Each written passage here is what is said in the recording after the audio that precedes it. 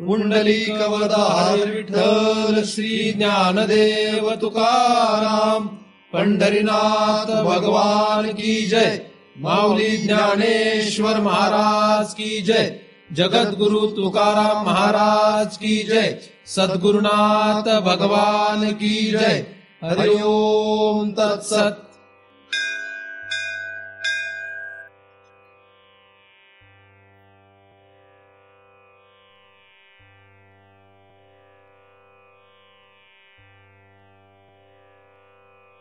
ध्यान मूलम गुरुमूर्ती, पूजा मूलम गुरुपदम, मंत्र मूलम गुरुर्वाक्यम, मुक्ती मूलम गुरु कृपा। ब्रह्मेवाहम अहम ब्रह्म न चाहम ब्रह्मणा पृथक, नाहम देहो न मे देहा, केवलहम सनातन। या ठिकाणी आपण सर्वजण नेहमीप्रमाणे दृग्दृश्य विवेक या ग्रंथाचा अभ्यास करण्यासाठी एकत्रित जमलेलो आहोत। आत्तापर्यंत आपण 15 श्लोकांचा अभ्यास करत आलेलो आहोत। अंतर्दृग्दृश्ययोर भेदम बहिष्य ब्रह्मसर्गयोः आवृणोत्योपरा शक्तीः सा संसारस्य कारणम, असा हा मागील वेळेस काही चिंतनांमध्ये आपण विचार केला आहे। आतमध्ये आणि बाहेर अशा दोन ठिकाणी दोन पदार्थांमध्ये असलेला भेद आपल्याला लक्षात येत नाही आणि त्या भेदावर मायेची जी शक्ती आच्छादन घालते तिला आवरण असं म्हणतात आणि या आवरणामुळेच संसार सुरू आहे, असा हा मागील काही चिंतनांपासून आपण अभ्यास करत आलेलो आहोत। अंतःकरणामध्ये जे धर्म आहेत हे धर्म आणि अंतःकरणामध्ये असलेला जो द्रष्टा आहे तो, तसंच बाहेर असलेले जे पदार्थ आहेत ते आणि बाहेर असलेलं जे ब्रह्म आहे ते, या दोघांमध्ये भेद आहे। हा भेद लक्षात येत नाही, या दोघांची एकत्रीकरण झालेलं आहे असं वाटतं। याला कारण म्हणजे मायेची जी आवरण शक्ती आहे, या आवरण शक्तीचा तो परिणाम आहे असा आपण विचार केलेला आहे। त्यापुढील हा 16व्या क्रमांकाचा श्लोक, याचा आपण अभ्यास करणार आहोत। साक्षिणः पुरतो भाणम लिंगम देहेन संयुतम, चिती छाया समावेशात जीव स्याद व्यावहारिकः, असा हा 16व्या क्रमांकाचा श्लोक आहे।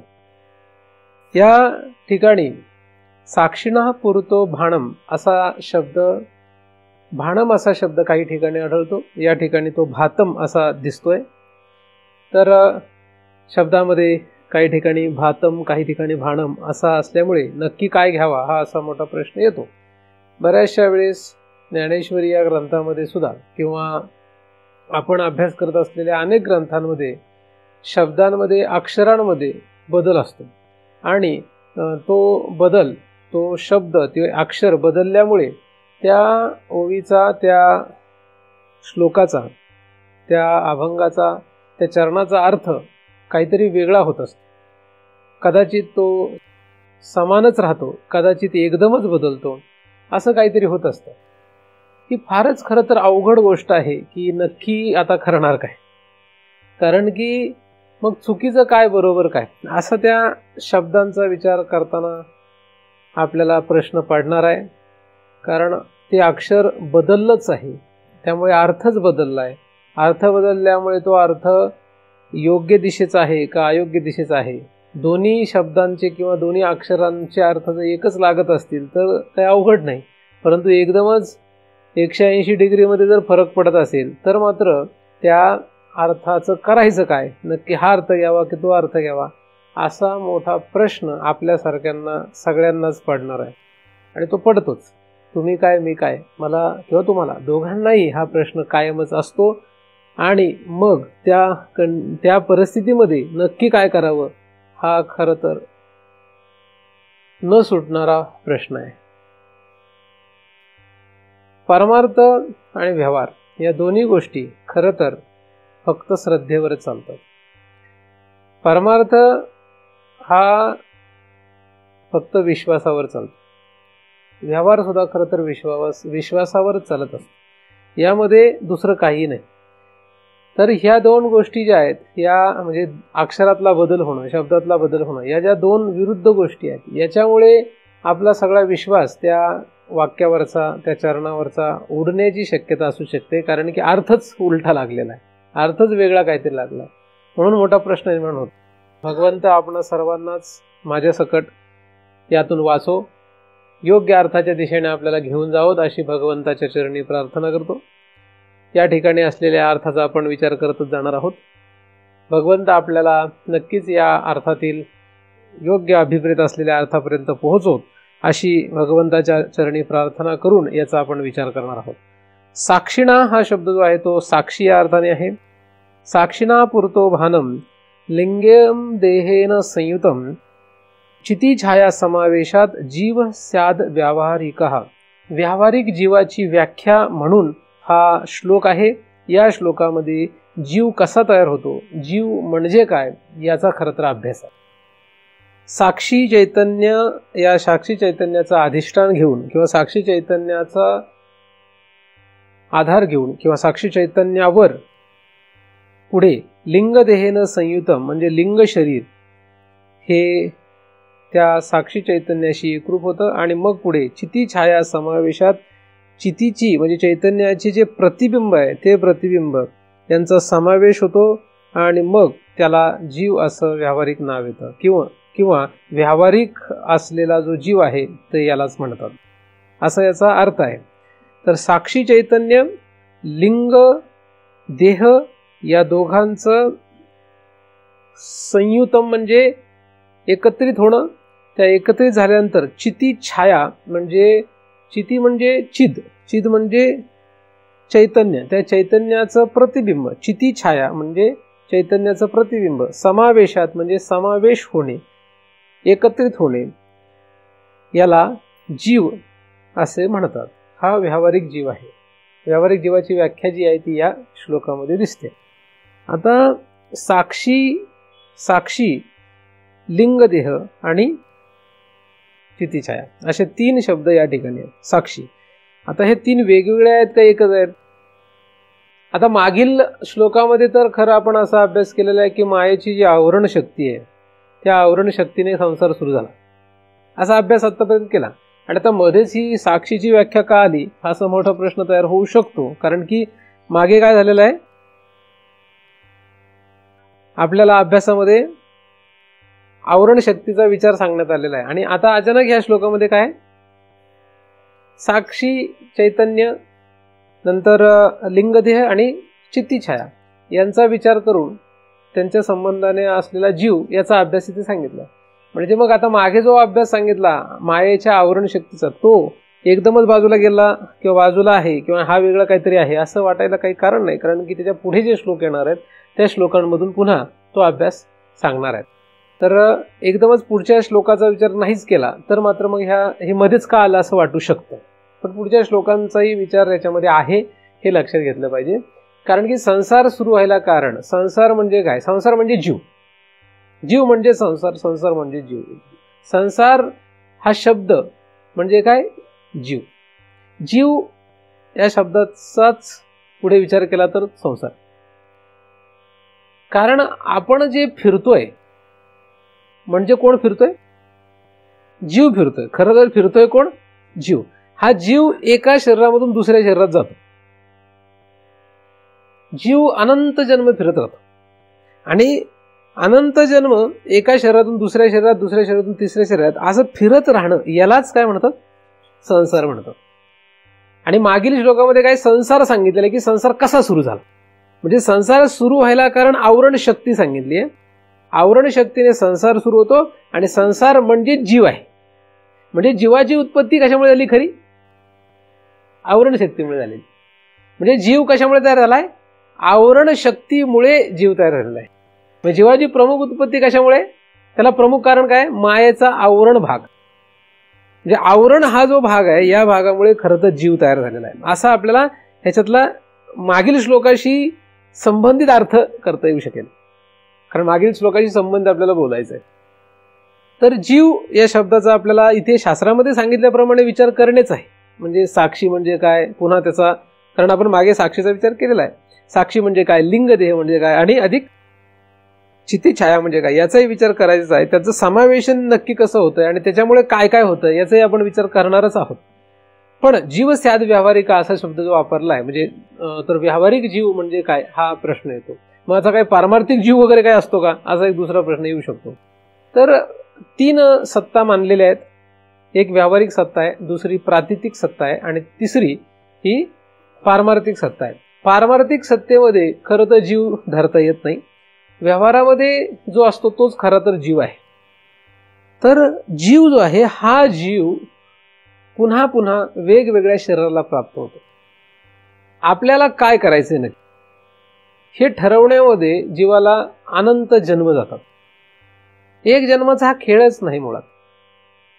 एक जन्मामध्ये हे कळणं अशक्य आहे. एक जन्मामध्ये कळणं म्हणजे आता हे जे मी बोलतोय फक्त शब्द आहेत. ह्या शब्दांची जी तीव्रता आहे ही एक विशिष्ट वेळेला लक्षात येऊ शकते, अशी अचानक लक्षात येत नाही तीव्रता. कारण की मी काय म्हणतोय हे ऐकणं वेगळी गोष्ट आहे. मी बऱ्याच वेळा असा विचार करू लागतो की हे सगळं वेदांत वगैरे सांगणं जे आहे ते बंद करून टाकावं.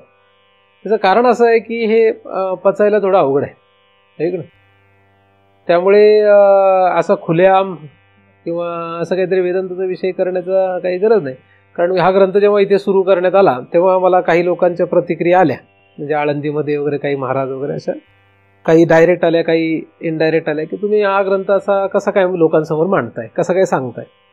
तर मी थोडंसं धारिष्ट्य दाखवलं खरं असं मला आत्ता वाटतंय की एवढं मोठं धारिष्ट्य इव्हन एवढंच कशाला अमृतानुभव हा ग्रंथ कशाला सांगताय असं सुद्धा अनेक लोकांनी तिथे प्रतिक्रिया आल्या. आणि हे अमृतानुभव सांगण्याचा ग्रंथ नाही आहे, लोकांना सांगू नये असा एकदमच जनरल तो विषय नव्हे किंवा एकदमच साधारण माणसाचा विषय नाही. आणि खरं तर बऱ्याच वेळा मला असं जाणवतंय सुद्धा किंवा लक्षातही येतं की हे काही खरं नाही, म्हणजे हे योग्य नाही आहे. तर मी तर म्हणतो त्यापुढे ज्ञानेश्वरी हा ग्रंथ सुद्धा एकदमच अभ्यास करण्यासारखा ग्रंथ नाही. माणसांनी पहिल्यांदा तीर्थयात्रा करावी, नामस्मरण करावं, नंतर अजून बरेच साधनं आहेत ना शास्त्रामध्ये. या सगळ्यांचा अवलंब करत करत यावा, सगळ्या साधनांचा अतिरेक करावा, सगळ्या साधनांच्या साधनातीत व्हावं आणि मग कधीतरी वेदांतात यावं असं खरं तर आहे. पण दादा महाराज साखरे यांचं एक दादांचं असं एक म्हणणं आहे की आम्हाला काय माहिती कोणाचा कुठला अधिकार आहे. आमच्याकडे आले की आम्ही त्याला वेदांतच सांगतो. त्याचा अधिकार नसेल तर तो राहत नाही, तो निघून जातो, तो आपोआपच जाईल, तो काही थांबणार नाही.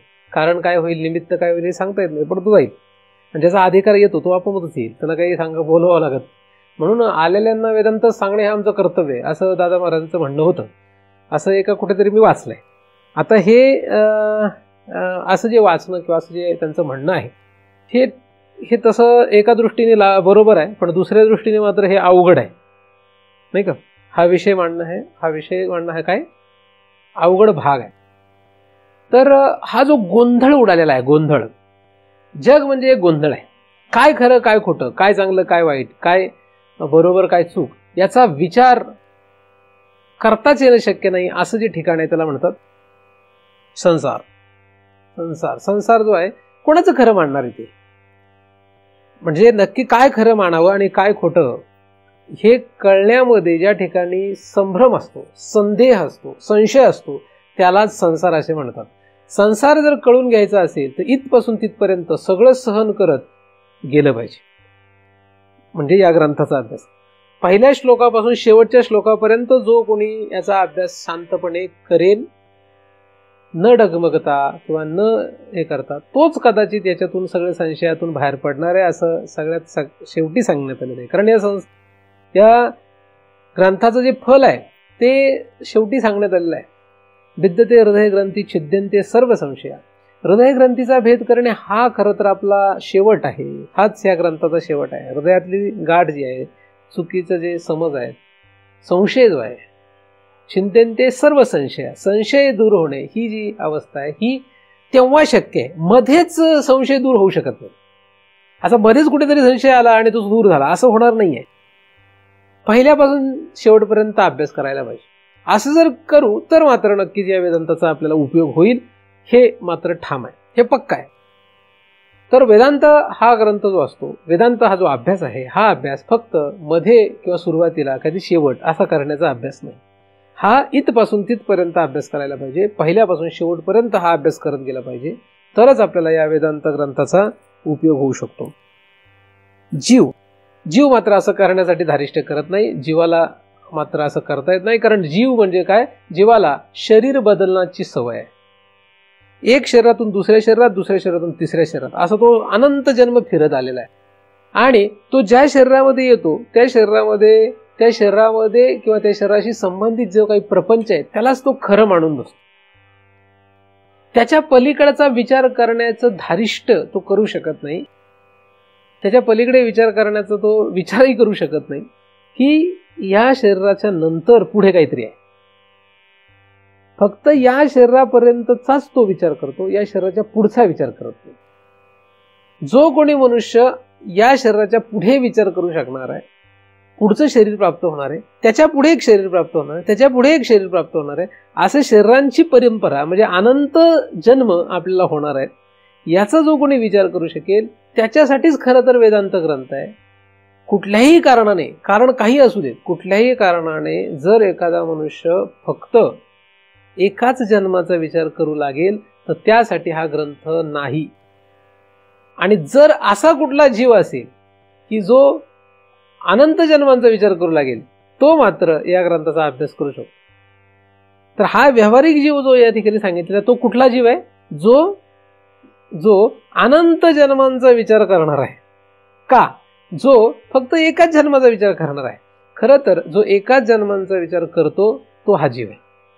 व्यावहारिक जीव कुठला आहे, त्याचा व्यवहार कधी संपतो. प्रातिभासिक आणि पारमार्थिक अशा दुसऱ्या दोन सत्ता आहेत. आपण आधी जीव या शब्दाचा विचार या ठिकाणी करतो आहोत. आपल्याला मगाशी मी म्हणाल्यापर्यंत बाकीचाही अभ्यास करणेच आहे, परंतु आधी जीव हा शब्द जो आला त्याच्याशी एकदम साधारण आपण विचार करतो आहोत. दोन भाग आहेत. जीव दोन पद्धतीचा आहे. एक अनंत जन्माचा विचार करणारा आणि एक फक्त याच जन्माचा विचार करणारा, असा दोन जीव आहेत.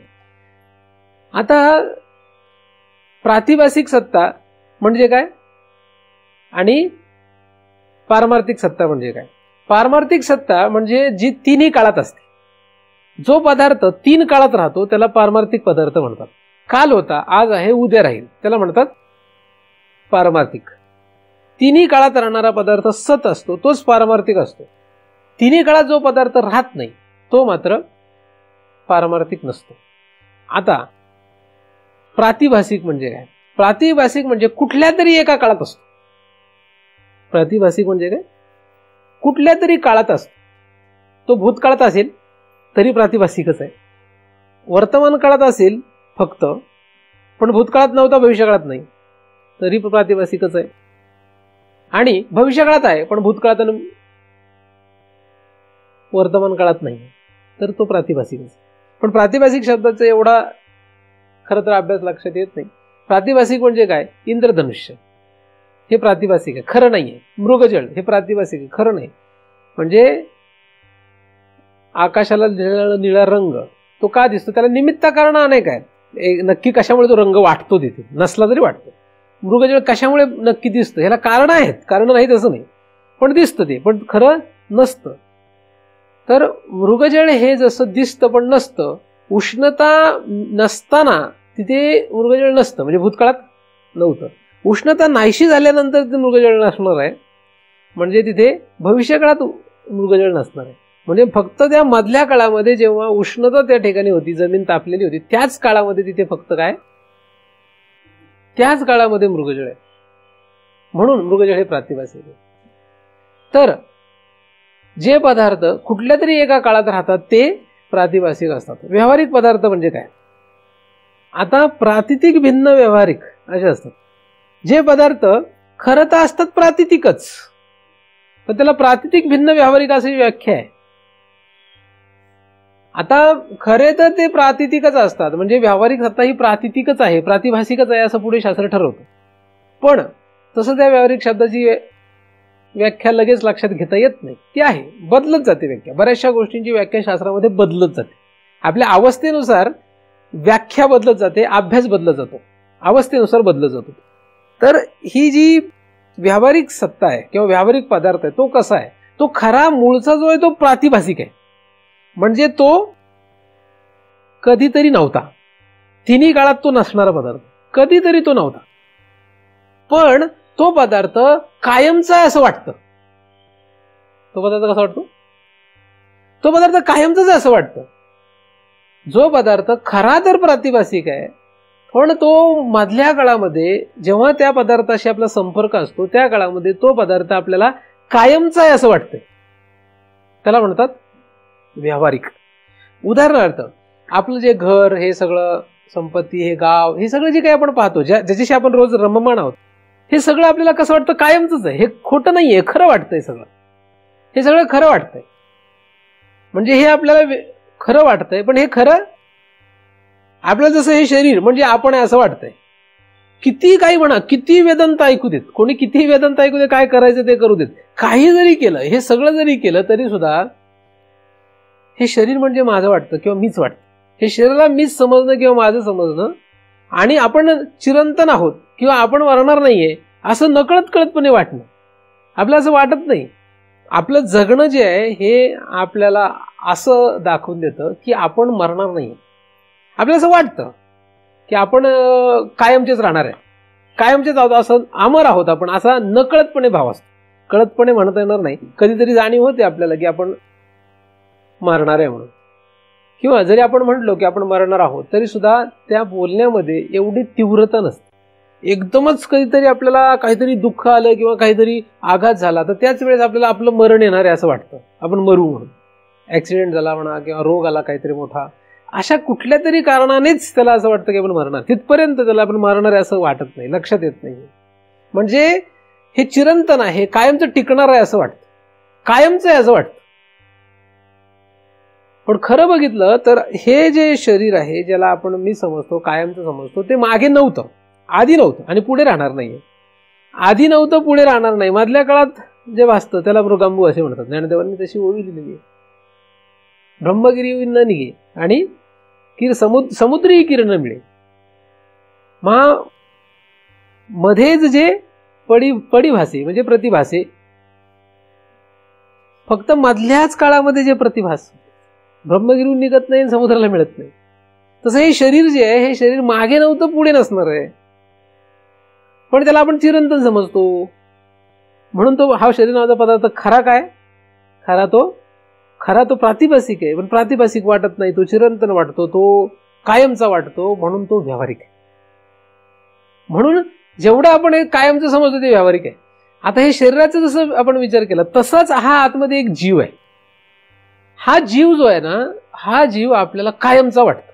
आता जीवाचा एवढा आपण विचार नाही करत खरं, पण हा जीव म्हणजे जीव जाणार नाही. आपल्याला वाटतं की जे काय ते जीव आहे आपला, आपण सगळं देऊ पण काय देणार नाही, जीव देणार नाही.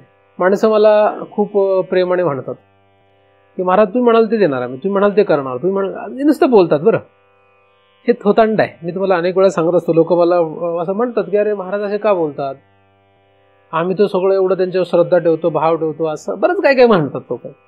पण हे सगळं खोटं आहे, सगळं थोतांड आहे. एक आपली प्रार्थना आहे, त्या प्रार्थनेमध्ये असं म्हटलेलं आहे, ती कोणी दिली माहित नाही, आता तरी अर्पिण प्राण तयाला. काय म्हणतात? आता तरी अर्पिण प्राण तयाला. कुठली प्रार्थना ती? विसरू कसा मी गुरु पादुकाला. गुरु पादुका म्हणजे गुरुचं ज्ञान. पादुका या शब्दाचा अर्थ ज्ञानामध्ये, ज्ञानमार्गामध्ये ज्ञान असा होता. पादुका शब्दाचा अर्थ ज्ञान असा घेतला. तर गुरुचं जे ज्ञान आहे त्याला मी विसरू शकत नाही आता, म्हणजे गुरुला विसरू शकत नाही. इनडायरेक्टली काय ते, गुरुला मी आता विसरू शकत नाही. आता तरी अर्पिण प्राण तयाला. मला हे ऐकताना म्हणजे आज सकाळी काय माहित नाही, मी सकाळी का 3 दिवसापासून, काही दिवसांपासून मी असा विचार करतोय, मागच्या आठवड्यापासूनच म्हणा, की म्हणजे हे मला असं माहित नाही कशामुळे आलं, 4 आठवड्यापासून माझ्या आतमध्ये येत होतं हे, की लोक हे म्हणतातच कसे की आता तरी अर्पिण प्राण तयार. आता हे प्राण अर्पण करणं वगैरे एवढं सोपं थोडंच आहे, नाही का? कशाला म्हणायचं, म्हणजे का म्हणताय? ते कोणीतरी लिहिलं, त्याचा खरं तेवढा भाव असेल कदाचित लिहिणाऱ्याचा. आपण कशाला घोकतोय ते, आपण कशाला नुसतं देखावा करतोय? हा आपल्याला नाही जमत तर आपण नाही करायचं, नाही म्हणायचं. ते काय नुसतं म्हणायचं, काय दाखवायचं लोकांना की आता तरी अर्पिण प्राण तयाला. प्राण ही फार लांबची गोष्ट आहे, त्याच्या आतमध्ये जीव आहे. जीवाचा संबंध आला म्हणून ते सांगतोय की प्राण अर्पण करणारा सुद्धा कदाचित जीव अर्पण करू शकणार नाही. जीव जो आहे ना तो भन्नाट आहे. जीव जो आहे ही गोष्ट एकदम भयानक आहे. जीव त्याच्या आधी प्राण आहे, आणि त्या प्राणाच्या आधी काय, त्या प्राणाच्या आधी इंद्रिय आहेत इकडे बाहेर बाहेर. त्याच्या इंद्रियांच्या आधी हे शरीर आहे. हे शरीर, ह्या शरीराच्या बाहेर सगळा संसार आहे. शरीराच्या बाहेर असलेला जो संसार, त्याच्यामध्ये पैसा आहे. आपण ज्याला आपलं समजतो असं बाहेर बरंच काही काही, कपडे आहेत, पैसा आहेत, नवरा आहे, बायको आहे, नातेवाईक आहेत, हे सगळं बरंच काही काही आपलं आपलं आपलं आपलं समजतो आपण. ते की जे खरं तर प्रातिभासिक आहे, कारण काल नव्हतं, उद्या नसणार आहे, पण ते व्यावहारिक वाटतं. व्यावहारिक वाटतं म्हणजे चिरंतन वाटतं. ते जे पदार्थ आहेत त्या पदार्थाशी आपला संबंध आहे. हे शरीर जे आहे, हे शरीर आपण देऊ शकत नाही, पैसा देऊ शकत नाही, किंवा बाकीचा कुठलाही पदार्थ आपण अर्पण करू शकत नाही. त्याच्या आतमध्ये प्राण आहे, तो अर्पण करण्याचा खरं तर प्रश्न नाही, आणि त्याच्या आतमध्ये जीव आहे, त्याला अर्पण करण्याचाही प्रश्न नाही. आता हे जे सगळं अर्पण आहे, एखादा म्हणाले की मग हे आपण अर्पण करायची काय, अर्पण करायची गरज नाही. काही अर्पण करायची गरज नाही. भक्त या शब्दाचा अर्थ काय? भक्त केव्हा होत असतो? गगनाची आलिंगना. गगनाच्या आलिंगनाला उपयोगाला कोण येतो? गगन ते जैसे अर्जुना. आता गगनाची जर भेट घ्यायची ठरली, गगनाशी एकरूप व्हायचं झालं, तर गगनापासून वेगळं राहून त्याची एकरूप होता येऊ शकत नाही, नाही का? वेगळं राहिलं तर, वेगळं जर राहिलं तर एकरूप नाही होऊ शकत. भक्त शब्दाचा अर्थ काय होतो? जो विभक्त राहत नाही, वेगळा राहत नाही. वेगळा राहिला, दुजा भाव राहिला की भक्त नाही. भक्त म्हणजे एकरूपता. वेगळं राहणं हे भक्ताचं लक्षण नाही. ते उपासनेचा खरं तर भाग आहे. तो उपासना आहे. अहंग्रह उपासनापर्यंत जाण्यासाठी पहिली प्रतीक उपासनेपासून सुरुवात करतात, ती उपासना आहे. प्रतीक उपासनेचा शेवट अहंग्रह उपासनेमध्ये होतो, आणि त्याच्यानंतर खरी भक्ती होत असते. तिथपर्यंत ती उपासनाच म्हणावी खरं तर. प्रतीक उपासना करणारा श्रेष्ठ नसतो, तो कनिष्ठ अधिकारी असतो. पुढे सरकत सरकत तो अनंत जन्मगटांगड्या खाल्ल्यानंतर कदाचित अहंग्रह उपासनेमध्ये येतो, आणि तिथून पुढे भक्त ही अवस्था खरी सुरू होणार. तर भक्त म्हणजे विभक्त न राहणे, वेगळा न राहणे. हा जो जीव आहे, हा जीव जिथपर्यंत आपण त्या भगवंतामध्ये अर्पण करणार नाही, तिथपर्यंत तो जीव ब्रह्मरूप होऊ शकत नाही. जीव ब्रह्मऐक्य हा वेदांताचा सिद्धांत आहे. काय सिद्धांत आहे? जीव ब्रह्मऐक्य, जीवाचं आणि ब्रह्माचं ऐक्य करणे. आता ऐक्य आहे असं जर तुम्ही शास्त्रात वाचलं तर करायचे काय राहिलं? मग काहीच करायचं नाही. तुम्ही फक्त रोज सकाळी जागा झाल्यापासून झोपेपर्यंत, जन्मल्यापासून मरेपर्यंत हे घोकत राहा. फक्त लक्षात ठेवा, फक्त काय? जीव ब्रह्मऐक्य. हुशार मनुष्य असेल, बौद्धिक क्षमता चांगली असेल, तो लक्षात ठेवेल का पक्क? कोणी काय म्हटलं तरी सांगेल जीव ब्रह्मऐक्य आहे. काय प्रश्न कुठे आहे? काय जीवाचं ब्रह्माचं सदैवच ऐक्य असं शास्त्रात लिहिलंय. काय जीवाचं आणि ब्रह्माचं सदैवच ऐक्य आहे. मठाकाश आणि महदाकाश यांचं सदैव ऐक्य असतं. घटाकाश आणि महदाकाशाचं सदैव ऐक्य असतं असं शास्त्रात सांगितलंय. त्या दृष्टांताला धरून जीव आणि ब्रह्म यांचं ऐक्य सदैवच असतं असं शास्त्रात सांगितलं. मग असं जर आहे तर आपण वेगळं काय जीव ब्रह्म ऐक्य करणार आहे असं जर कोणी म्हणेल तर मग ती फसगत होणार. का? कारण हा जीव ब्रह्मरूप आहे असं जरी सिद्धांत असला, म्हणजे जीव हा पारमार्थिक सत्तेतला आहे असा जरी सिद्धांत असला, तरी या ठिकाणी मात्र या जीवाला पारमार्थिक सत्ता नाहीये. या ठिकाणी व्यावहारिक सत्ता सांगितलेली. हा भाग फार महत्वाचा. का सांगितली याचा आपल्याला विचार करा. जीवाला या ठिकाणी जीवाला काय झालंय? जीव स्याद व्यावहारिका. व्यावहारिक आहे, तो व्यावहारिक झालेला आहे. व्यावहारिक झालाय म्हणजे काय? व्यावहारिक शब्द समजण्यासाठी मी तुम्हाला सांगितलं की जे पदार्थ खरं तर तीन सत्तेत, तीन काळात राहत नाही, पण ते कायमचेच आहेत असं वाटतं. ते कायमचे नसतात पण कायमचेच आहेत असं वाटतात, ते पदार्थ व्यावहारिक असतात. आहे की नाही? कुठले असू देत, क्रिया असू देत, पदार्थ असू देत, काही असू देत, जे कायमचं नाहीये ते सगळे व्यावहारिक आहेत. ते खरं नसतं काहीच. माझं बोलणं सुद्धा हे कायमचं राहणार आहे काय? म्हणून हे सुद्धा काय कायमचं वाटतं, मोठं वाटतं, चांगलं वाटतं, छान वाटतं, पण हे व्यवहारामध्येच आहे. सात्विक व्यवहार आहे फक्त, बस एवढंच, त्याच्या पलीकडे काही नाही. जीव जो आहे तो व्यावहारिक कसा? जीव हा व्यावहारिक आहे. तर हा जीव व्यावहारिक का झाला? जीव अर्पण करणे कोणाला? भगवंताला, ब्रह्माला अर्पण करायचं. ब्रह्माला अर्पण करणं नंतरची गोष्ट आहे. जीव अर्पण करणं नंतरची गोष्ट आहे. पहिले जीवाची ओळख पाहिजे. जीव पहिला कळला पाहिजे. आपल्याच शरीरामध्ये असलेला जीव आपल्याला लक्षात येत नाही. आपण स्वतःला हे शरीर समजतो. या शरीराविषयी आपलं इतकं तादात्म्य आहे की हे तादात्म्य कोणीही काढू शकत नाही. माझ्यासारख्या महाराजांचं एक काम नाही. तादात्म्य, तुमच्या शरीरातलं तादात्म्य काढणं ही तारेवरची कसरत आहे असं समजा.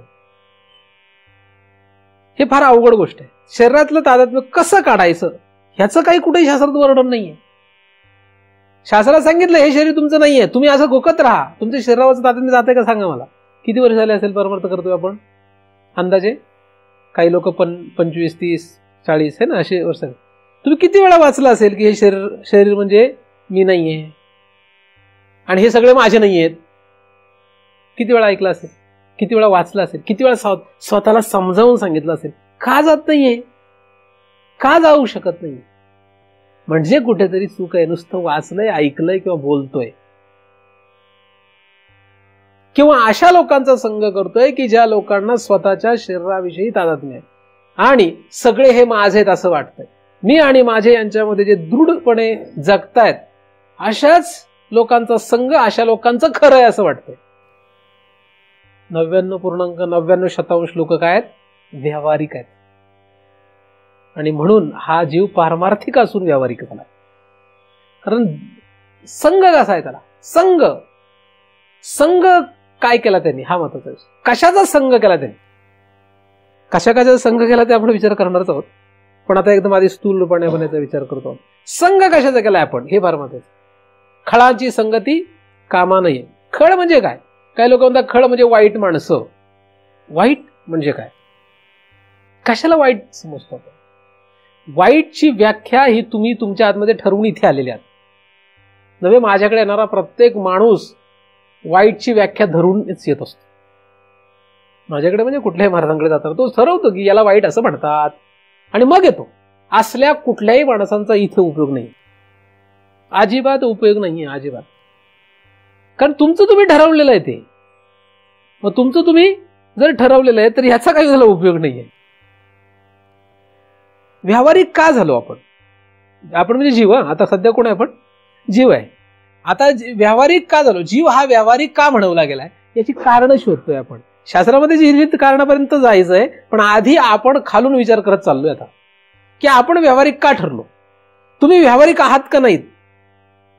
काही लोक सगळं चिंतन ऐकतात आणि सगळं त्यानंतर म्हणतात काय महाराज हे तुमचं सगळं बरोबर आहे, ऐकायला बरोबर आहे, ऐकायला बरं वाटतंय, पण हे व्यवहारात नाही जमत. सगळे पाणी तरंगतात.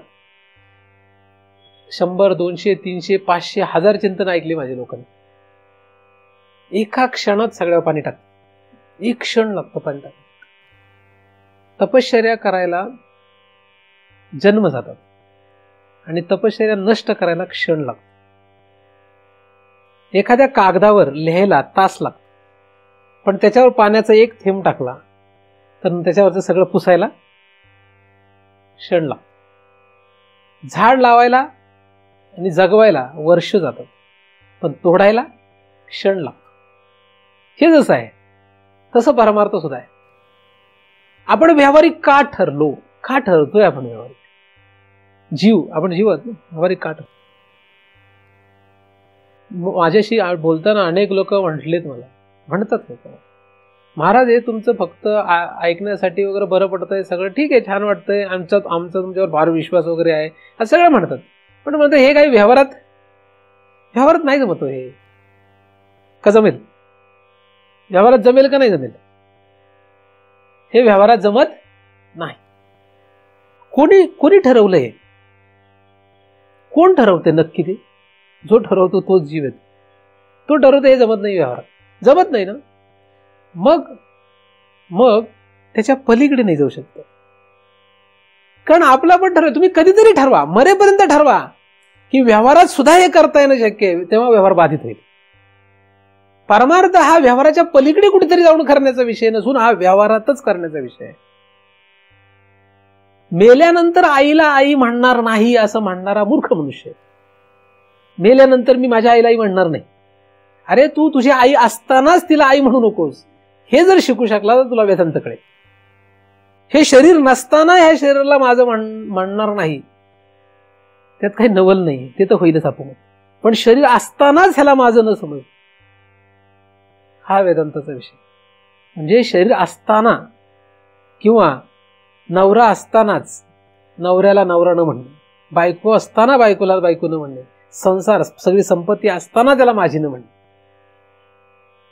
हे ज्याला कोणाला शक्य होईल तोच या ठिकाणी या व्यवहार शब्दातून वजा होण्याची शक्यता आहे.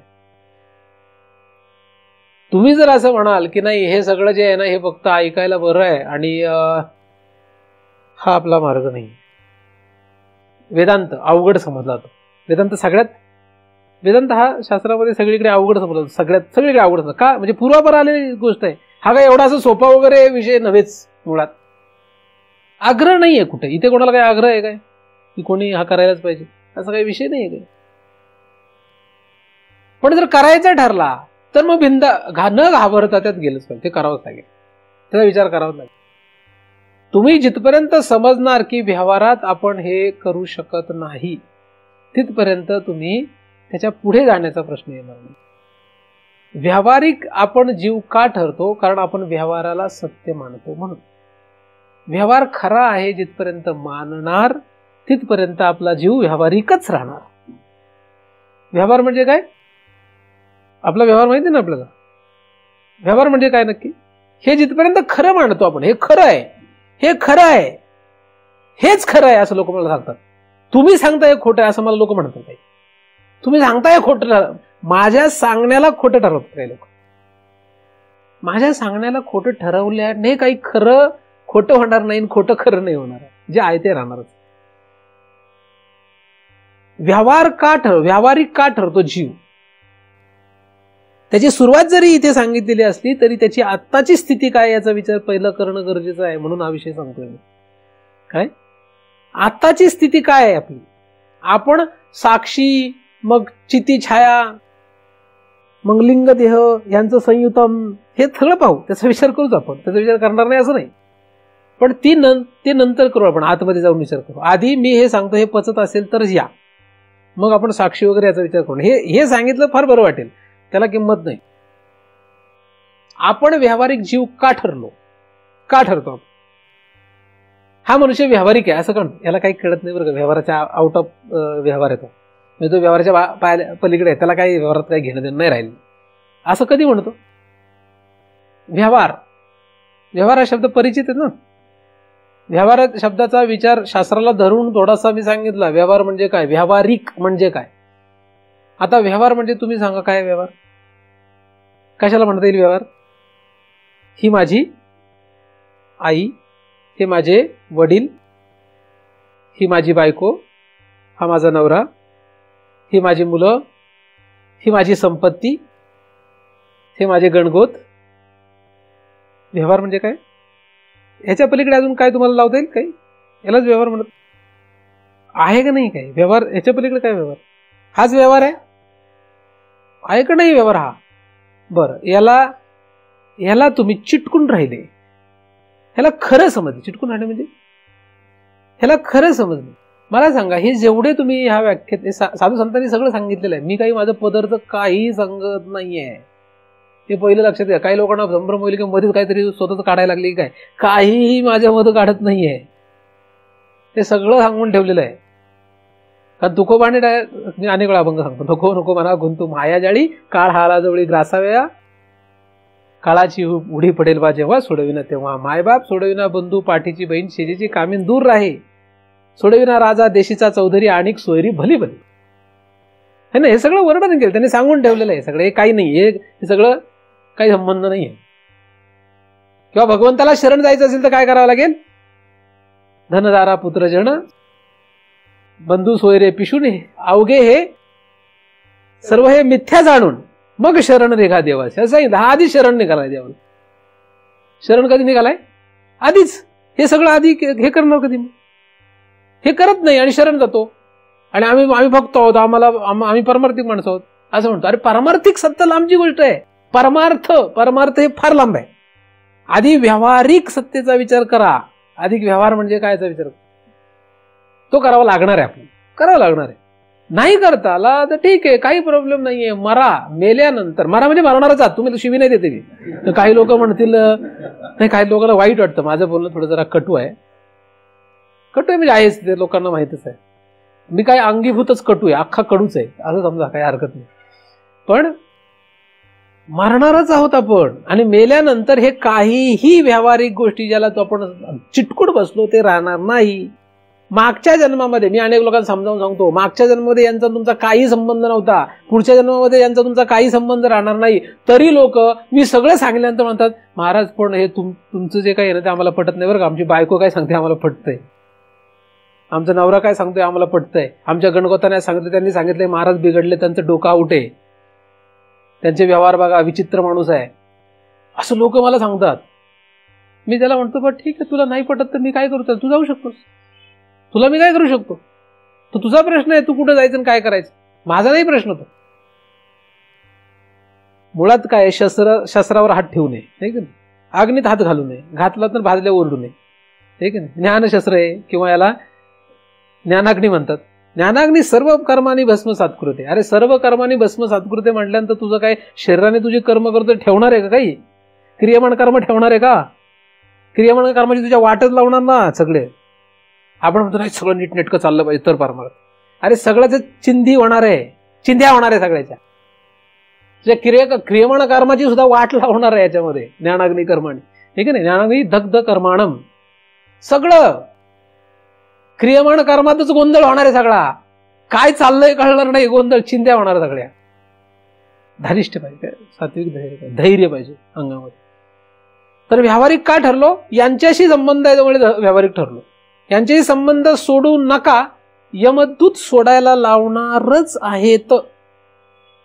माझ्या शब्दांचा उपयोग होणार नसेल, नाही होणार. काही लोक सगळ्यांवर थोडीच होणार आहे. माझ्या शब्दांचा उपयोग सगळ्यांना होणार नाही हे मला चांगलं माहिती आहे, पण यमदूताचा मात्र होईल.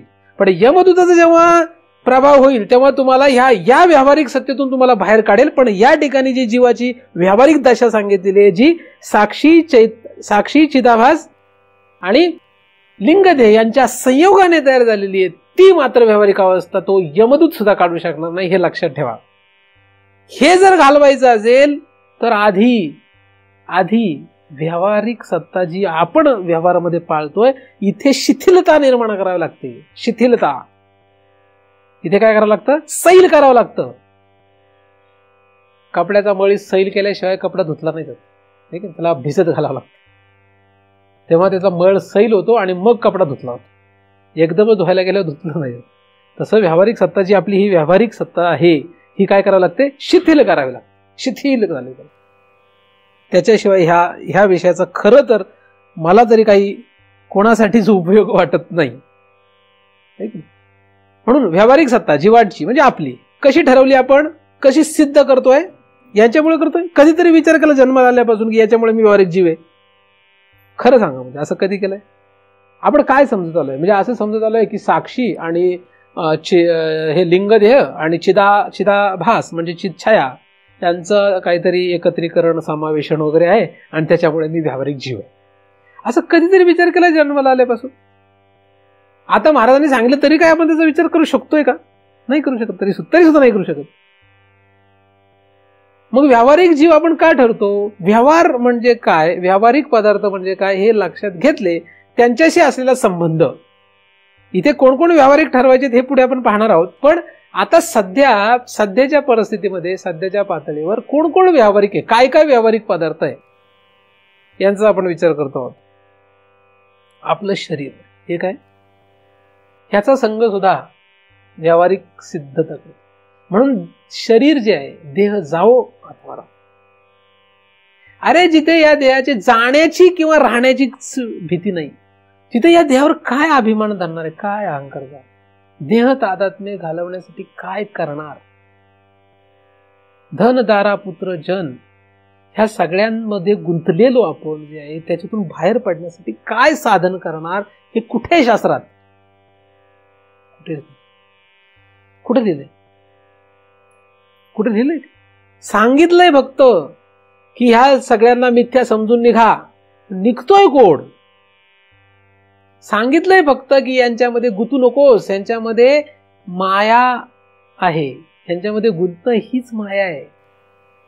आवरण शक्तीचा परिणाम बरं हा सर्व, कारण आवरण शक्तीच्या नंतरचा हा भाग आहे. यांच्यामध्ये गुंतणं हीच माया आहे. मग याच्यात गुंततोय तर याच्यातून बाहेर कसं पडावं, यासाठी कुठे काय लिहिलंय दाखवा मला. कुठे लिहिलंय असं काही? आता दाखवा एखादं काही ठिकाण. ह्या ठिकाणी असं लिहिलंय की बायकोपासून जर आपल्याला बाहेर पडायचं असेल, म्हणजे बायको या व्यावहारिक पदार्थापासून जर आपल्याला दूर जायचं असेल तर ही अशी अशी क्रिया करावी, असं कुठे लिहिलं? नवऱ्या या व्यावहारिक पदार्थापासून दूर जावं यासाठी अशी अशी क्रिया करावी, काय लिहिलंय कुठे? काही लिहिलेलं नाही कुठे. फक्त सांगितलं ही माया आहे. पण मग ती घालवण्यासाठी काय करावे? भगवंतावर विश्वास ठेवा, भगवंताचे नामस्मरण करा, भगवंताचं शरण राहा भगवंताला. भगवंत कुठे माहिती? भगवंत समजून हेंद्री शेंद्री देवदेवतेंना लोक भजतायत, असं शास्त्रामध्ये लिहिलंय. मलाच भजतात पण अनान भाव आहे, असं ज्ञानदेवांनी लिहिलंय. अनाने भावे माझे मज देती परी अनानी भावे. गंगेचे उदक जैसे अर्पीजे पितरोद्देशी, है ना. गंगेचे उदक पितराच्या उद्देशाने अर्पण करतात. माझे मज देती तैसे परी अनानी भावे. इथे भाव चुकलाय फक्त. पाणी, गंगेचं पाणी अर्घ्य देताना गंगेलाच जातं, पण भाव मात्र पितराचा असतो, म्हणून ते गंगेला जाऊनही गंगेला जात नाही. त्याचप्रमाणे कुठल्याही देवदेवतेंना जरी आपण शरण राहिलो तरी सुद्धा त्यांना शरण राहून सुद्धा आपण ते भगवंताचाच एक अंग असल्यामुळे ज्ञानदेव महाराज म्हणतात की खरं तर तिथे अनान भाव असल्यामुळे ते मला प्राप्त होऊ शकतात. काय करणार आपण? कुठलं भक्ती आपण कोणाची भक्ती करणार? भक्ती ही लांबची गोष्ट आहे. काही लोक मला बरेच म्हणतात भक्त मार्ग आहे, भक्ती मार्ग आहे, भक्ती मार्ग आहे, भक्ती मार्ग. अरे भक्ती मार्ग लांब आहे बाबा, भक्ती मार्ग नाही. भक्ती मार्ग हा ज्ञानाचा शेवट आहे. ज्ञानाची परिपक्व अवस्था म्हणजे भक्त आहे. भक्त म्हणजे ज्ञानाची फलीभूत अवस्था. ज्ञान मार्गाची फलीभूत अवस्था भक्त असते. भक्त आहे म्हणजे उपासना नव्हे.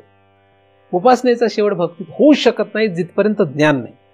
कारण आत वाचून ज्ञाने बेनी एके उपाय करशी जितुके तीही गुंफिसी अधिके रुखी. कोणीच काही करू शकत नाही, याला कोण अडवू शकत नाही. सगळेजण आपोमत ह्या व्यवहारामध्ये गुतत राहतात. त्याला कोण जबाबदार आहे? आपण जबाबदार आहोत त्याला. आपण चुकीचं करतोय, आपण चुकीचा विचार करतोय. शास्त्रामध्ये कुठेही सांगितलेलं नाही की या पदार्थापासून बाजूला कसं जायचं, याच्यातलं तादात्म्य कसं काढायचं. हे ज्याला माहित असतं त्याला महाराज असं म्हणतात, त्याला सद्गुरू असं म्हणतात. म्हणून सद्गुरू विना सापडे ना सोय, धरावे पाय धरावेत. पण माणसं फक्त नमस्कार करतात. मला लोक माझे पाय धरतात तेव्हा फार कीव वाटते. कारण गुरुजींनी असं लिहिलंय, जी माणसं तुमचे आज पाय धरणार आहे ते उद्या तुम्हाला खेटराने मारतील, असं गुरुजींचं एका ठिकाणी वाक्य आहे. मी त्याच्यावर खूप दिवस विचार केला. 99 मध्ये मी हे वाक्य वाचलं. वर्षानुवर्षे मी याच्यावर विचार करत राहिलो, असं का लिहिलं असेल, माणसं असं का करत असतील. जो माणूस आज तुमची पूजा करणार आहे तोच उद्या तुम्हाला चपलेने मारू शकतो. असं का करतील लोक? आपण महाराज असतील तर. कारण तुम्ही काय सांगता हे कळून घेण्यासाठी लोक येत नाहीत. त्यांना जे ऐकायचंय त्यासाठी ते येतात. त्यांना जे ऐकायचे ते जर ऐकता आलं नाही तर ते येत नाहीत. तुम्ही काय शिकवता, तुम्ही काय त्यांना शिकवणार आहात यासाठी ते येत नाहीत. त्यांना काय शिकायचे त्यासाठी ते येतात. ते म्हणजे तुम्ही माझ्याकडे जेव्हा येतात तेव्हा तुम्हाला जे वाटतं ते शिकण्यासाठी माझ्याकडे येतात. यासाठी येत नाही की मी तुम्हाला काय सांगणार आहे, मी तुम्हाला काय शिकवतो. तुम्हाला जे शिकायचंय ते जर मी शिकवू शकलो नाही, मी जर ते ऐकवलं नाही, मी जे तुम्हाला करायला लावलं नाही, त्याच्या वेगळंच तुम्हाला मी जर काही करायला सांगितलं, ऐकवलं, तर तुम्ही माझ्याकडे पुन्हा येऊ शकणार नाही. आणि आले तर मला मारल्याशिवाय राहणार. असा त्या शब्दांचा अर्थ आहे. का असं का होतंय? त्याचं कारण शास्त्रामध्ये काय करायचं याच्यासाठी हे कुठेही दिलेलं नाही. आणि पहिल्यांदा चिंतनाच्या सुरुवातीलाच मी सांगितलं की काय बरोबर काय चूक हे जगामध्ये कळूच शकत नाही. कारण मायेचा तो भाग आहे, मायेचं आवरण आहे त्यावर.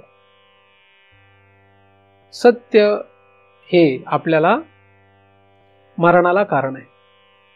सत्य हे कशाला कारण आहे?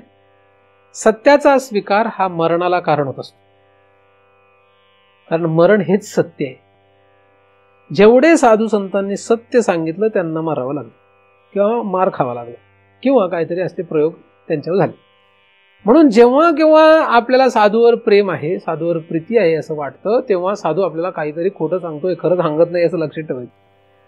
जेव्हा आपल्या मनाला कुठेतरी तेढ लागेल, कुठेतरी गडबड वाटेल, काहीतरी गोंधळ आहे असं वाटेल, तेव्हा काहीतरी साधू खरं सांगायला लागलेत असं वाटेल, समजून घ्यायचं.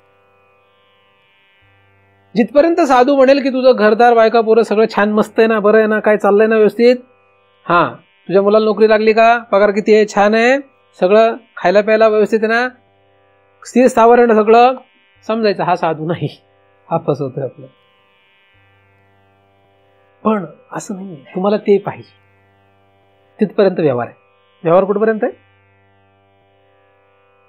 जो तुम्हाला या संसारातून उद्ध्वस्त करील तो मार्ग खरा आहे. जो मार्ग तुम्हाला संसारातून उद्ध्वस्त करणार आहे, उद्ध्वस्त झडझडवणी वाहिला नाही, वाहिला ह्याच्यातून वेगळा करणार आहे. वेगळा करणार आहे म्हणजे काय? लोक म्हणणार अरे गेला हा बिथरला, वेगळं काहीतरी वेगळंच यायचं, वेगळ्या मार्गाने चालला असं म्हणणार आहेत ते लोक. लोकांच्या म्हणण्याला काही किंमत नाही, कारण लोक काही वेदांती किंवा महाराज किंवा सिद्ध नाही आहेत. आपण कोणाचं ऐकतो याला फार किंमत असते. कुठल्या शास्त्राचं ऐकतो याला फार किंमत असते. काय ऐकतो त्याच्या मागे ते सिद्धांत येण्यासाठी ज्या प्रक्रिया केल्या त्या कशा करण्यात आल्यात याला किंमत आहे. आणि हे जिथपर्यंत आपण करू शकत नाही, हे जिथपर्यंत आपण शोधू शकत नाही, हे जिथपर्यंत आपल्या हाताला लागत नाही, तिथपर्यंत व्यावहारिक जीव म्हणून आपल्याला जगावंच लागतं.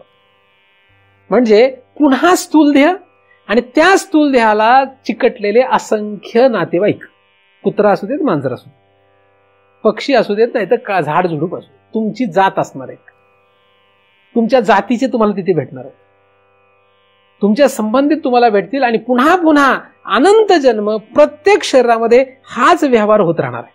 काय होणार आहे? हाच व्यवहार होत राहणार आहे जो आज आपण मनुष्य ध्यात करतो. मनुष्य ही एक जात आहे. देव, गंधर्व, यक्ष, किन्नर, झाड, कुत्रे, मांजर, किडे, मकोडे ही जाती आहेत. ही जमात सोडली की त्या जमातीत जाणार आहोत, तिथेही व्यवहार चालू झाला.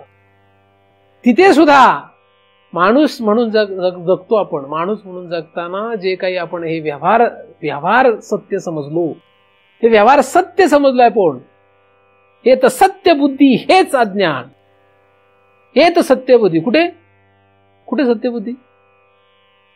हे प्रपंच हे विज्ञान आणि हे तर सत्य बुद्धी हेच अज्ञान. कुठे सत्य बुद्धी आहे? सत्यत्व कशावर आहे? एर प्रपंच म्हणजे हा जाणीव जेथ न रिगे, विचार मागता पावली निगे, तर्कू आयणी न घे, अंगे जया अर्जुना तया नाव ज्ञान. एर प्रपंच हा विज्ञान आणि ते तर सत्यबुद्धी हे अज्ञान म्हणजे माया. म्हणजे मायेचा हा भाग म्हणजे आवरण शक्ती. आवरण शक्तीचा हा भाग. आपण मरेपर्यंत तरी सावध व्हा आणि यांना माझं म्हणू नका. पण मला हे माहित आहे की 99.99 म्हणजे 99.99% लोक तुमच्यापैकी हे माझं म्हणणं मान्य करून घेणार नाहीयेत. मग कोणाचं ऐकणार आहे? यमदूत. कोणाचं ऐकणार आहे? यमदूत हे आपले नाहीत. का? कारण लहान लहान गोष्टीमध्ये आपल्याला हे आपलेच आहेत असं वाटेल आणि महाराज हे विचित्र वेगळेच आहेत असं. महाराज एखादं मग ते पण बोलते, अरे महाराज पण आमच्यासारखाच आहे की, शरीर बिरीर सगळं आपलंच आहे, नाही का, म्हणू शकतो. महाराज तरी आपले का म्हणावे? मग आईला जर आपली म्हणायचं नाही, बापाला आपलं म्हणायचं नाही, बायकोला आपले म्हणायचे नाही, नवऱ्याला आपलं म्हणायचं नाही, संपत्ती आपली म्हणायची नाही, हे आपलं म्हणायचं नाही, ह्या सगळ्यालाच जर आपलं माझं माझं म्हणायचंच नाही, तर महाराजाला तरी आपलं का म्हणावं? बरोबर आहे. पण काही लोक मला असं म्हणत होते, तुम्हाला तरी आम्ही आपलं का म्हणू? मग अशा पदार्थाला आपलं म्हणा की जो पदार्थ आपल्याला या सगळ्यामधून बाहेर काढेल. मग ती आई असली तर आईला आपलंच म्हणा, बाप असेल तर बापाला आपलं म्हणा, नवरा असेल तर नवऱ्याला आपलं म्हणा, बायको असेल तर बायकोला आपलं म्हणा, चालतंय ते. कारण तो जो मनुष्य आहे, तो जो पदार्थ, तो काय करेल? आपल्याला याच्यातून बाहेर काढेल. पण हे अशक्य आहे, हे पचणारच नाही. कोणाला पचणार नाही? तुम्हाला म्हणजे कोणाला जीवाला पचणार नाही. मी हे सगळं अनुभव घेत चाललोय आणि आलोय. मी जर एखाद्या जीवाला सांगितलं, माझ्या आईला जर मी सांगितलं की बाई ग, हे सगळं थोतांड आहे, तू मला मुलगा समजते, त्याला मुलगा समजते, तू माझ्या, हे सगळं थोतांड आहे, तूच थोतांड आहेस, काय तूच चुकीचं आहेस, तू सांगतो हे चुकीचं आहे, तुझंच चुकीचं आहे, असं ती मला सांगेल. जीव जो आहे, हा जीव, या जीवाला जर आपण खरं शिकवायला लागलो तर त्या जीवाला आपला व्यावहारिक सत्ता संपुष्टात येईल ही भीती असते. मायेचा भाग येतो.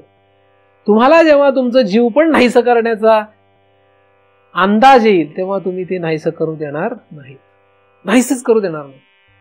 जिथे तुम्हाला शंका येईल की महाराजांच्या या वागण्यामुळे, महाराजांच्या या बोलण्यामुळे, महाराजांच्या या क्रियेमुळे, महाराजांच्या अशा विचारामुळे आपलं जीव पण नाहीसं होणार आहे बरं, असं तिळमात्र नकळतपणे जरी लक्षात आलं तरी तुम्ही लगेचच महाराजांना दूर करणार आहात किंवा स्वतःला दूर करणार आहात.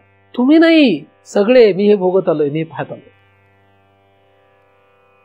जीव पण, व्यावहारिक अवस्था जीवाची ही जिथे त्या जीवाला वाटते की संपुष्टात येईल तिथे तर लगेच सावध.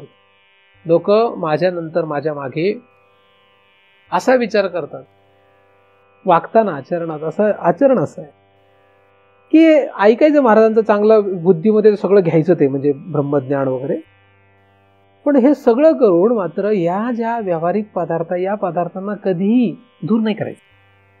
कारण ते आपल्याला नाही, शक्य नाही आपल्याला ते करता नाही येणार, आपण ते करू नाही शकत. ऐकून घेऊ ना, मग पुढे बघू काय होतं. ऐकून घेऊ, ह्यांना दूर नाही करायचं, ह्यांच्यापासून विरक्त नाही, त्यांच्यापासून वेगळं नाही होणार. तुम्हाला सांगते, वेगळे नाही का, ह्याच्यातून वेगळं व्हावंच लागेल. कसं व्हावं? स्थूल रूपाने व्हावं लागेल, सूक्ष्म रूपाने व्हावं लागेल, कारण रूपाने व्हावं लागेल. हे कुठेही नीट सांगितलं नाही शास्त्रामध्ये. ही तर गंमत आहे. कसं व्हायचं हे सांगितलं नाही, कसं करायचं हे सांगितलं नाही. त्यासाठी महाराज पाहिजे. महाराजांचा उपयोग काय? कुठलाही जो सत्य पदार्थ असतो तो भयानक असतो. सत्य पदार्थ चांगला असावा का वाईट असावा, भयानक असावा का एकदम प्रेमळ असावा, कसा असतो सत्य पदार्थ? सत्य हे भयानक असतं का सत्य हे एकदम छान असतं? एका सत्याचं उदाहरण सांगतोय, मग तुम्ही सांगा सत्य कसं असतं. मृत्यू हे काय, भयानक आहे का एकदम सुंदर आहे? जगामध्ये कोणाला विचारा, सगळ्यात एकमेव सत्य काय, खरं सत्य काय जगाच्या दृष्टीने सुद्धा काय? मृत्यू हेच सत्य. भयान आहे, ते भयानक आहे. आता महाराज जर सत्य सांगायला लागले तर भयानक असेल का फार गोड मस्त फार छान वाटेल, फार बरं वाटेल, एकदम शीतल गारवा निर्माण होईल, सुगंधितपणा असं काहीतरी होईल? भयानकता असेल काहीतरी भयानकता होईल. सत्य सांगायला लागले की भयानक. पण जिथपर्यंत भयानक वाटत नाही, जिथपर्यंत काहीतरी गडबड असं गोंधळ भयान वाटत नाही, तिथपर्यंत समजायचं आपल्याला काहीतरी माहीत, काही सांगण्यात येत. आता वाटतं जरा भयानक वाटतं थोडं, बऱ्याच वेळापासून काय सांगता येते, म्हणजे नक्की काय चाललंय, काय वाटतं ना असं ना. मग थोडं थोडं मी सांगतोय बाहेर सत्य काहीतरी थोडं थोडं सांगतो. हे फक्त सांगतोय, हे कसं आचरणात आणायचं, कसं याच्यातून बाहेर पडायचं हे मात्र काही सांगत नाहीये. हे आपल्याला करता आलं पाहिजे. हे करण्यासाठी हा ग्रंथ आहे. हे करता यावं यासाठी आपल्याला करायचं. आणि मी मागेही सांगितल्याप्रमाणे आपल्याला किती माणसं पाहिजे यासाठी? कमीत कमी एक पाहिजे. आणि नसलं तर चालतंय. कोणाला शिकवण्यासाठी सत्य नाहीये, सत्य आहे म्हणून सत्य आहे. तुम्हाला पटावं नाही पटावं, मी तुम्हाला घसाव ताणून सांगेन, रडून सांगेल, गागून सांगेल, बाबा हे खरं हे खरं हे खरं हे खरं हे खरं, ऐक. तुम्ही ऐकत नाही म्हटल्यानंतर काय करू शकत नाही. प्रकार सगळे करून बघितले पण ऐकतच नाही. त्याला ऐकायचं नाही, त्याला सांगण्यात काय अर्थ? तुमच्या आतमध्ये दडलेला जो जीव आहे त्याला जर या व्यवहारातून बाहेर पडण्याची इच्छाच नाही, नुसतं तो ऐकतोय, ह्याच्यातून बाहेर जायचंच नाही, नुसतं तो ऐकतोय, तर त्याला सांगून काय उपयोग होणार आहे? त्याने ऐकून तरी ऐकण्याचं नाटक का करावं? नुसतं ऐकण्याचं नाटक का करावं? मगाशी मी म्हणाल्याप्रमाणे आरपीनं प्राण तयाला असं नुसतं म्हणून काय होणार आहे? खरंच प्राण द्यायची तयारी असेल तर म्हणावं, नाही का? खरंच तसं करता आलं तर करावं. खरंच जर सद्गुरूचा पाय धरण्याची इच्छा असेल तर आपण सद्गुरूचे पाय धरा. आता हे शक्य नाही, हे जरा अवघड होत गेलं, तर काय करावं? आपल्याला साधनं आहेत ना. मी तुम्हाला अनेक साधनं सांगत, रोज ज्ञानेश्वरी वाचत. काय करायचंय? रोज ज्ञानेश्वरी वाचत राहायची, सकाळी उठल्यापासून संध्याकाळपर्यंत जेवढी वेळ मिळते आपल्याला त्या वेळेत कधीतरी आपल्याला जेव्हा शक्य आहे तेव्हा ज्ञानेश्वरी वाचा. ज्ञानेश्वरी वाचा. तुमच्याकडे जे नामस्मरण असेल ते करा, तुम्हाला तीर्थयात्रा कुठली असेल ती करा, जे काही साधन तुम्हाला वाटतं ते करत राहा. पण हे साधन करत असताना लक्षात नक्की ठेवा की व्यावहारिक पदार्थांना जिथपर्यंत आपण चिटकून राहणार तिथपर्यंत जीवाची व्यावहारिक दशा संपण्याचा प्रश्न येतच नाही. तिथपर्यंत हा प्रश्न येणारच नाही. पहिल्यांदा साधू संतांनी जे सांगितले त्याप्रमाणे हे जे सगळे प्रमुख त्यांनी पदार्थ सांगितले ज्याच्यामुळे या जीवाची व्यावहारिक स्थिती सिद्ध होते त्याला त्यांनी सोडायला सांगितलंय, ठीक आहे? त्यांना मिथ्या ठरवून पुढे निघायला सांगितलेलं आहे. त्याच्या पुढे हे आता या श्लोकामध्ये येणारे शब्द आहे ते आहेत.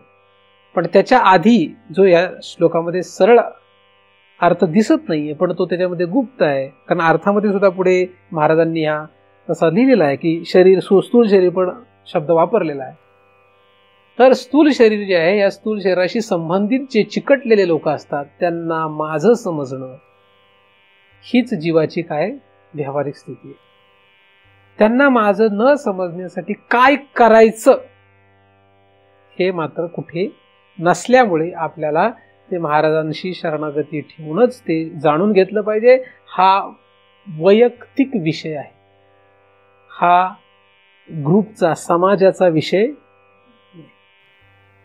हा परमार्थाचा विषय म्हणजे समाजाचा विषय नाही.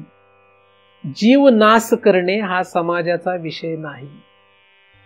जीवाने पुन्हा पुन्हा जन्म मरण फेऱ्यामध्ये अडकून राहणे हा समाजाचा विषय. त्यामुळे समाज आणि महाराज तर कधीही जुळू शकत नाही.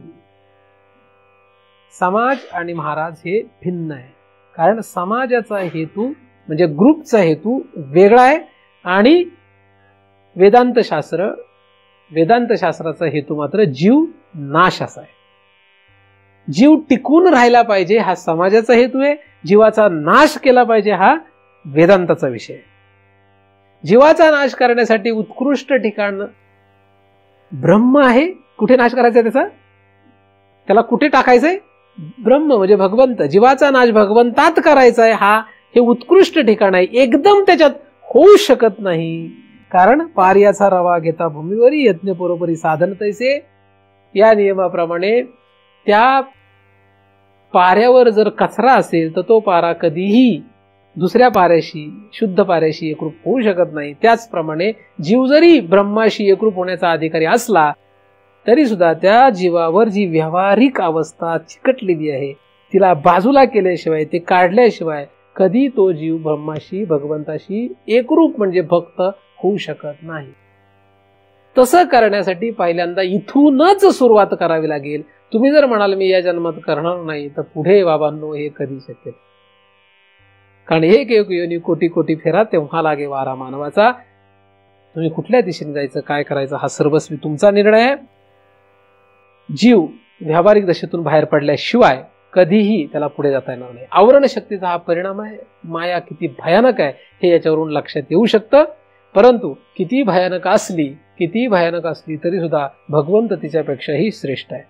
भगवंताची आपणा सर्वांवर कृपा होत, त्या भगवंताच्या कृपेनेच आपल्याला या जीवाच्या या व्यावहारिक स्थूल दशेपासून पुढे सूक्ष्म देशेतूनही बाहेर पडता यावं, यासाठी त्या भगवंताने नक्कीच आपणा सर्वांवर कृपा करोत अशी त्या भगवंताच्या चरणी प्रार्थना करतो. आणि त्याच परमकृपाळू भगवंताच्या कृपेने निर्माण झालेले चिंतन त्याच्याच चरणी अर्पण करून येथेच पूर्णविराम देतो.